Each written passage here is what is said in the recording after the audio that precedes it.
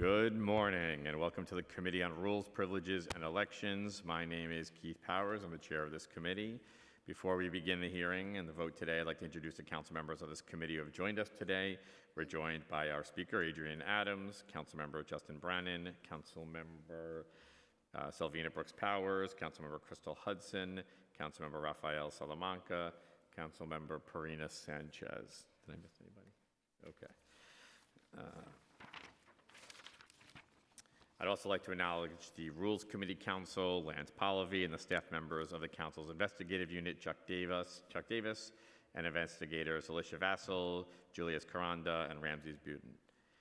First order of business. Today we'll be voting on 2 candidates for the Council's advice and consent and changes to the membership of the standing committees and subcommittees of the Council. On February 17th, this committee considered the nominations of Justice Sylvia Hines-Radix for appointment to the position of Corporation Counsel and Judge Jocelyn Strawber for appointment to the position of DOI Commissioner. Both candidates provided testimony and fielded questions from council members. We also heard testimony from the public. I also note that you can find that hearing online on the City Council's website. I also want to note for the record that Ms. Strawber has since resigned from both nonprofit boards we discussed at the hearing last week, and believe in your packets include the letters of resignation. We'll also be voting today on some changes to the membership of the standing committees and subcommittees of the City Council. Pursuant to Rule 1020 of the Council's rules, the Committee on Rules, Privileges, and Elections can recommend an amendment to any rule of the Council with a later vote of the majority of all council members.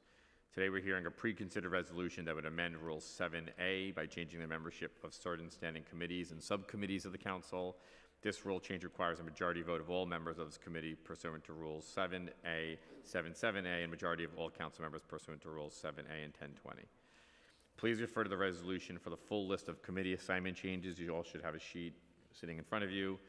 Do any members have questions or comments about the 2 nominees who came before the committee last week or the proposed committee assignment changes? Okay, seeing none. I will now call upon the clerk to take a roll call vote on all 3 items coupled for today's meeting. Good morning. William Martin, Committee Clerk. Roll call vote, Committee on Rules, Privileges, and Elections. All items are coupled. Chair Powers. I vote aye. Salamanca. Aye on all. Councilmember Salamanca votes aye on all. Brannan. Aye on all.